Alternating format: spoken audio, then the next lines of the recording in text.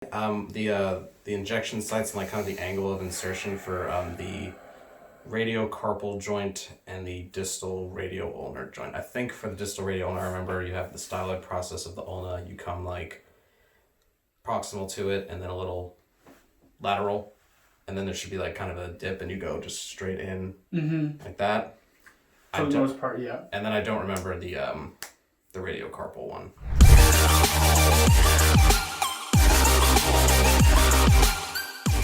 So when you're palpating, right, so start on your third metacarpal, palpate back until you feel the depression. What bones are you going to have in that depression? Capitate. Capitate. And then when you go, and is that in the proximal or the distal carpal row? Distal. Right. So then when you go a bit further proximal, what do you come up to? Triquetrum? Nope. Lunate.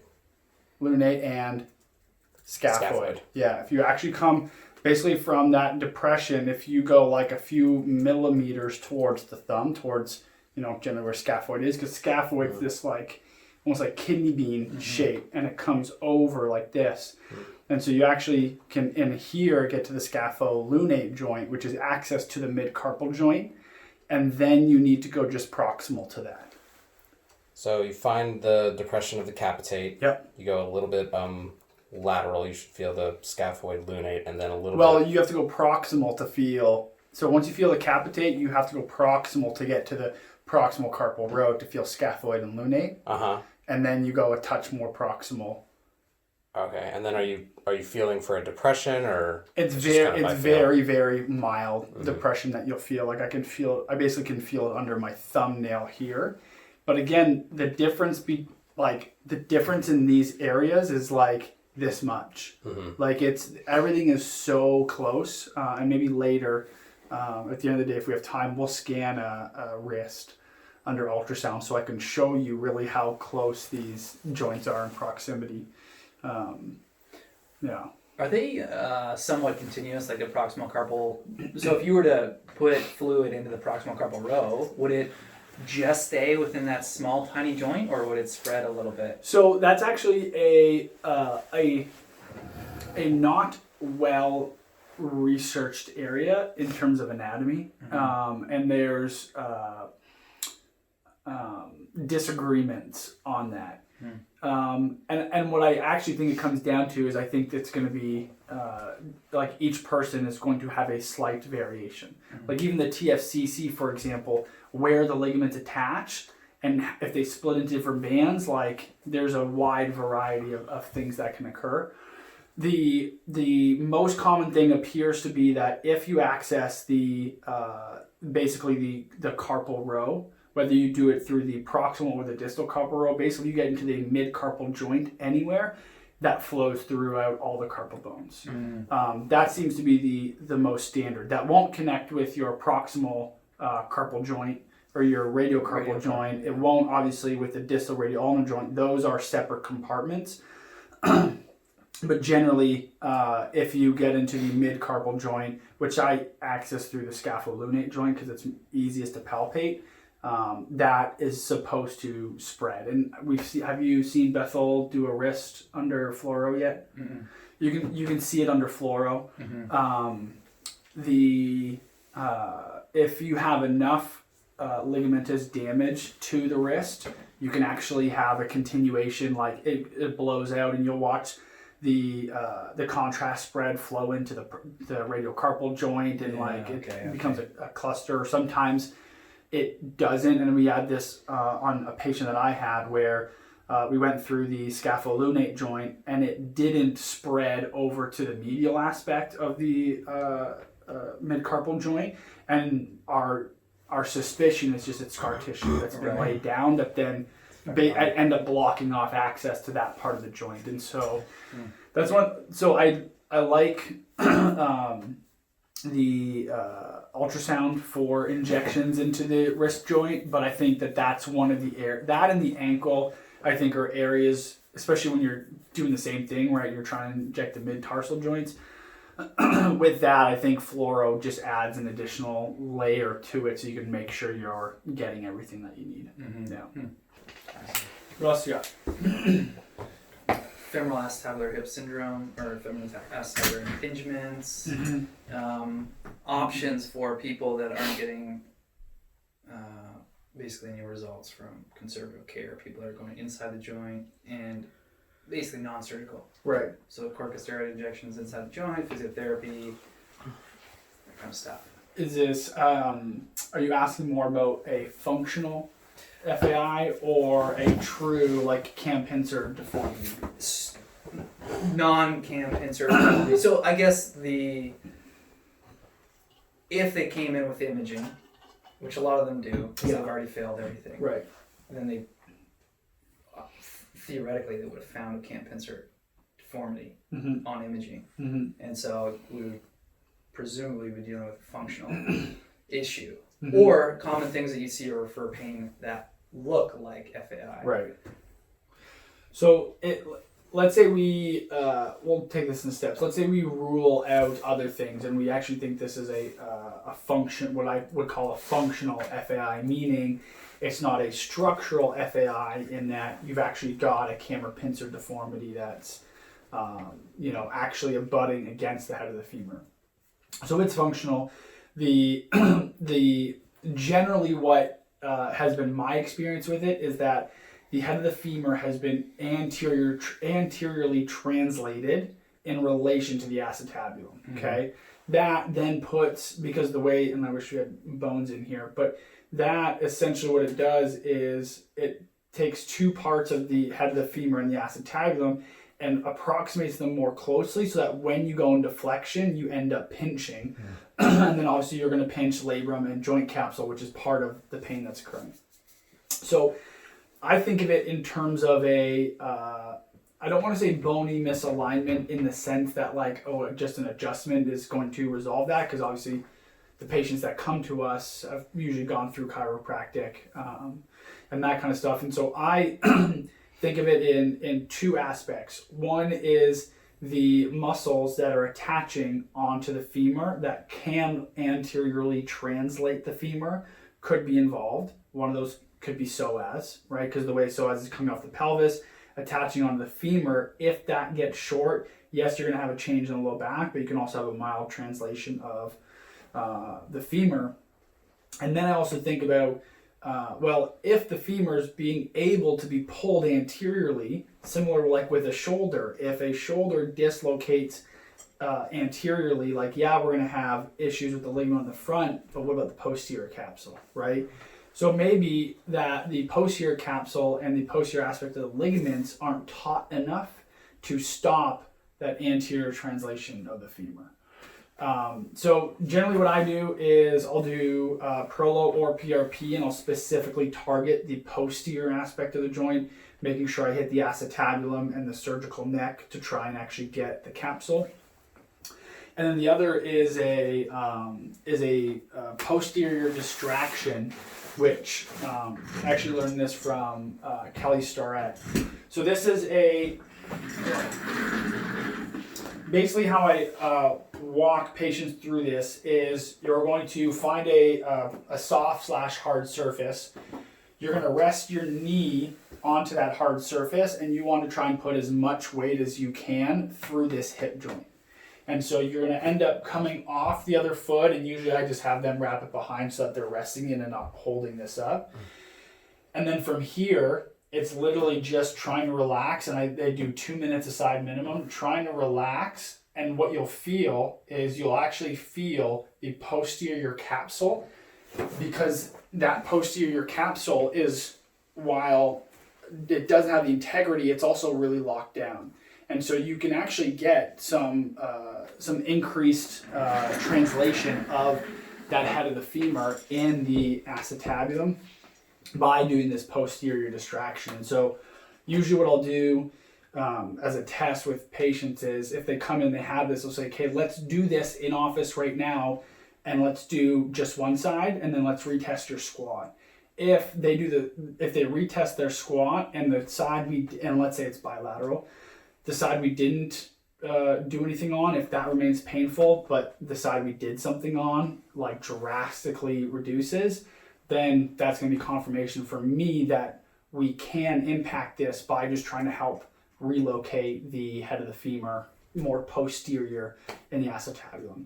And I'm guessing this is like, we're trying to move this like 3-4 millimeters. Like it's not a huge thing, but it's got to come from the neuromuscular system, the ligaments, like all that stuff. And so it's generally how I would approach it. Okay, and then for at-home care after that, would you strengthen the glutes, like glute max, try to posteriorly translate it, and then mobility in the anterior hip? Yep. Anterior hip mobility. So it'll be psoas, rec fem, and the posterior hip distraction. And then strengthening erectors, strengthening glutes, strengthening hamstrings, everything that is on that posterior chain that's going to help create tension to keep that posterior. Okay. Do you use resistant band? Do you ever do that resistant band where you lock it up near the hip and get into an extension as opposed to your translation like that? Yeah. Would that do pretty much the same thing? I have seen the knee driver do much more in a shorter amount of time. It's simpler too. Yeah, than getting the band around and getting into that lunge position, because in that position too, then you've got a lot of play that you've got with the pelvis that can change where you're gonna loosen and things like that. Right. If someone's more CrossFit oriented and like using bands for mobility is like that's already a part of their nature, I'll include that. But if it's someone who doesn't, then just doing this and instead of having them fiddle around with bands, getting one that's too strong, they put it on, they fly backwards. But I think the posterior hip mobilization is huge for that. Okay. Yeah. And then what about common issues that refer pain and mimic FAI or functional FAI? SI, okay. I'd say is probably number one. Okay. And that's just because when patients are in the positions that are going to generally aggravate FAI, right? A deep squat, for example, or just sitting with too much flexion as you're placing more strain on that SI joint, especially the ligaments. Okay. And plus SI can so commonly refer over to that anterior hip as it wraps. Mm-hmm. And so that's probably the number one. I don't think I've ever seen facets refer to or mimic an FAI, although I've had facets refer to the legs but never mimic an FAI. And probably part of that is because when you go into a squat, your facet joints are going to open up a little bit. Any peripheral neuropathies that commonly or? Yeah, so you can have it's usually ilioinguinal and genitofemoral that you're going to see, and iliohypogastric that you can see. Most people will actually think it's anterior femoral cutaneous, but anterior femoral cutaneous usually actually starts about here for sensation. This part up here of the hip joint proper is more ilioinguinal, genitofemoral, and iliohypogastric. And so I've had, that I can remember, I've had 3 patients that were like their FAI responded to that, and we didn't have to go to do Prolo. I had one patient who actually, she had a true cam deformity, and we tried perineural at first, and she got 2 hours of relief, and then it came back. We did it again. She got 2 hours, so we knew that we needed to address deeper. We did Prolo and Traumeel for 1 round or 2 rounds of treatment, and she didn't get any better. And then so this is actually the last time I did a steroid injection, but I did about a quarter dose of a steroid into the hip joint and resolved it. I haven't seen her as a patient in probably 3 years, so I don't know if it came back, but I'm pretty sure it was at least 9 months when I had talked with her after that the pain stayed away. So So again, I think, and it's funny, it's the last time I've done a steroid shot, and that was probably 4 years ago. Yeah. Because I was still a student then. But that's kind of how I would approach it. Okay. And genitofemoral and ilioinguinal intramus, do they tend to happen somewhere along the posterior abdominal wall, or is it pretty local, like close to the ilioinguinal ligament? let's see, I think they both are going to pass through deep to where iliohypogastric does.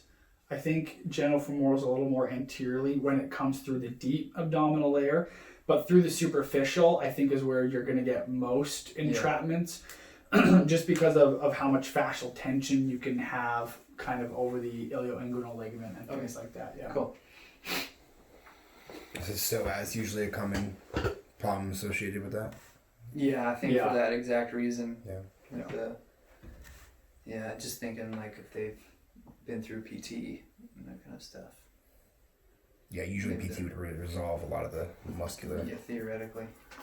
Depends on what they did. Again, quality, right? Those variants. There's, in every profession, you're always going to have that range. So. When it comes to like groin pain syndrome or just groin pain, aside from evaluating like strain of the muscles that can be involved, what common referrals do we see with groin pain in regards to low back pathology? Is that something? And are you referring to like pubic symphysis groin, or are you referring to? No, more lateral, more like in the hip crease type of groin pain. Oh, so that's kind of the same answer as that. So the things that are not hip joint that can refer pain to the anterior aspect of the hip is usually SI, and then the peripheral nerves in that area. So ilioinguinal, genitofemoral, iliohypogastric. Okay. Yeah, makes sense. Any other questions? I have a prolo question. Yeah. So I know there's a standard amount of solution we know we can put into a joint, right? If I recall correctly, small, like the knee and shoulder, 4 to 6 ml. Is there any benefit to fully filling that joint capsule until there's maybe, resistance and we know that it's full on our end, or can that be risky? So this is a really good question, because I think it really gets at a deeper concept in our prolotherapy world, which is if you talk to some of the elders, like you put 10 cc's in a knee joint, you put 10 cc's in a shoulder joint, you put 5 cc's in an SI. And while it's not like they're blowing out everybody's joints and, all their patients are having complications because of that, I just think that there's a threshold that it's kind of like the concept of an LD50, right? The lethal dose, a dose of a substance that will be lethal in 50% of the rats or humans that ingest this, right? I think at 5 cc's in a shoulder joint, the chance of blowing the capsule is extremely, extremely low, and that chance goes up a little bit when you get into the 10 cc range, right? So I think the one time that there's an advantage to trying to expand the joint capsule is when we have adhesive capsulitis. And we've seen that 4 or 5 times now here, where doing that hydrodilation where we do 20 to 30 cc's, we really get an improvement in range of motion and symptoms. Mm-hmm. Outside that, I don't think that there's a benefit. And I also think it's really difficult to know when you're going to get that to that point where the joint capsule is going to separate and you're going to have leakage of fluid. And that thought process comes from an article that I read this probably last year, the year before, but it was looking at what's the accuracy of injecting the subtalar joint with just palpation based, so no imaging. So what they did was they took basically pain med docs who that's what they do day in, day out, is they do joint injections. And so they'd be considered highly skilled. And they looked at, okay, when that doc thinks they're inside the joint, then they would inject the contrast and look at fluoro. So they're basically trying to say what's the accuracy of doing a palpation-based subtalar joint injection. And interestingly, they only injected 3 cc's. And I don't remember the exact number, but the range was something like 10 to maybe 30% of those patients, they saw extravasation of the contrast outside of the joint. Now, none of these patients had ankle pain, And so their thought was that maybe 3 cc's in the subtalar joint is too much.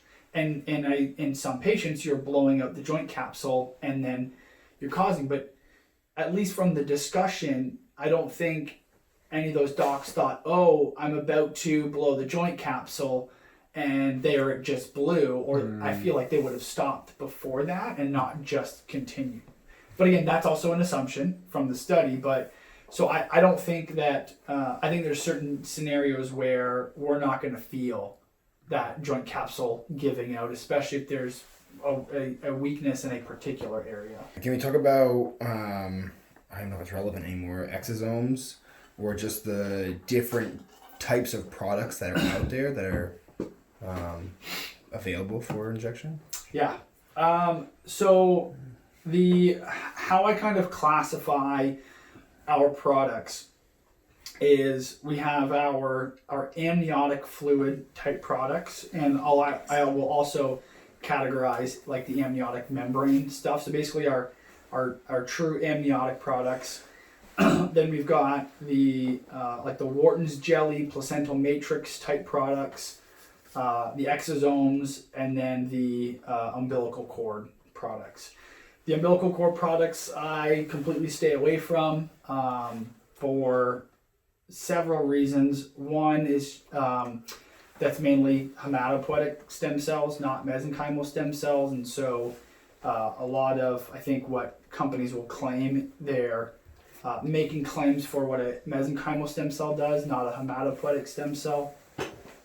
And I also just don't trust those companies because they make claims that are not founded in their research or third-party research saying that we actually have stem cells.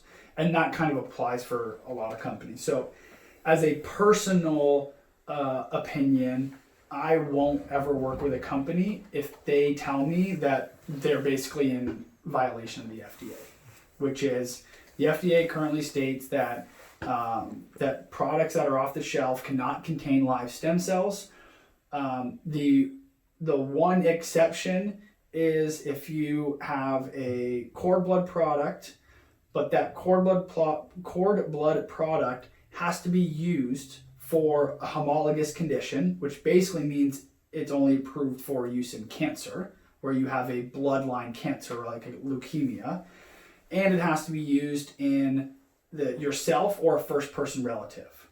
And so my future child, we could take the cord blood, we could store it, they could process it into where I can get it back later, and that's now considered a product. And I could do that for myself, for my kid, for a sibling, because it's a first degree relative. But you can't just go to a cord blood bank and go, oh, let me get some cord blood and let me inject these live cells into somebody else, because the FDA doesn't allow it. And so so that's the FDA's position right now, is nothing off the shelf can have stem cells in it. And so any company that claims they do, I immediately won't work with them. Exosomes is a slightly different aspect of this because it's a non-cellular product. It is the secretions of a cell, and up until about a month ago, the FDA was kind of quiet about it until they came out and they publicly announced that they view exosome products as cellular drugs, because even though there's no cell there, you have to start with a live mesenchymal stem cell, whether it's from a bone marrow MSC or a placental MSC, and you have to then create this product out of a live cell product. And so my use of exosomes is basically going away right now because I have no desire to be in violation of the FDA saying, hey, this is a drug and these companies shouldn't be producing it. So those are kind of the different camps. So prior to all the FDA stuff, the two main products I was using was exosomes and a placental matrix product from Sky Biologics. I liked the placental matrix product and some more of the amniotic membrane products can be good for this, but you get a better scaffold with those things because there's actual tissue in there. There's collagen fibers and strands and things like that, and some hyaluronic acid, extracellular matrix, so you have more substance to hold on to cells. The exosomes, amniotic fluid, that stuff there's no scaffold to it. It's free flowing liquid. And so I would generally use the exosomes when I didn't really need a scaffold, or where we can't have a scaffold. So for example, in a caudal epidural, you don't want debris to go into the epidural space, which is why in the conventional world, you use a non-particulate corticosteroid like dexamethasone, right? It's not cloudy. When you look at dexamethasone, it's clear. So you wouldn't use, Medrol or anything like that. And then I used the placental matrix when I wanted a bit more scaffold. So for joints, for nerve hydrodissections and stuff like that. Along those lines, Dr. Timmermans, could you just speak to the difference between hematopoetic and mesenchymal stem cells? So the hematopoetic cell lineage gives rise to our red blood cells, white blood cells, platelets, okay? Hematopoetic stem cells are going to be found mostly concentrated in the bone marrow because that's where our body is making the red blood cells, white blood cells, and platelets. And then obviously there's a lot in the spleen as well, and our other organs of erythropoiesis and things like that. So they are not able to differentiate in a lab into a myocyte or a tenocyte or a chondrocyte or anything like that.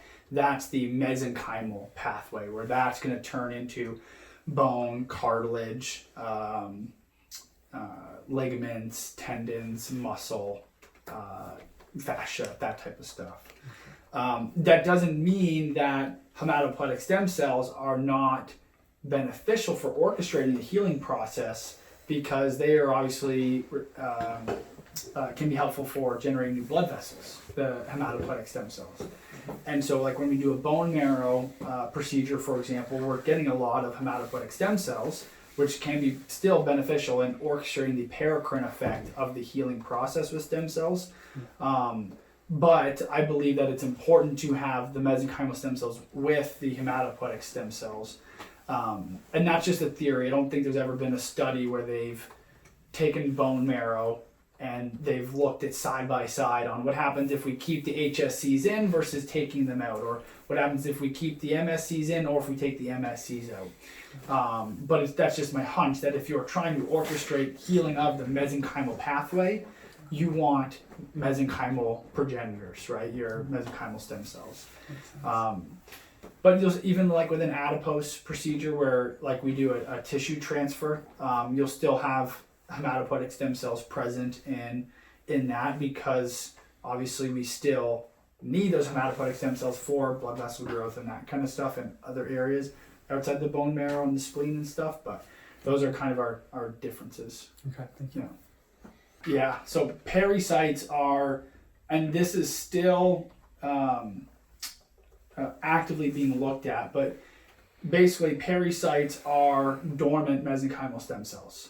And so what happens, which is when you think about that, how smart is that? Because what happens when you have damage, right? Blood vessels get broken. Then those pericytes sense they sense that there's damage. They dislodge from the blood vessel, and then they sense their environment, and then they either become a type 1 or a type 2, which has to do with inflammation versus non-inflammation or non-inflammatory MSCs that then start to orchestrate the healing process and stuff like that.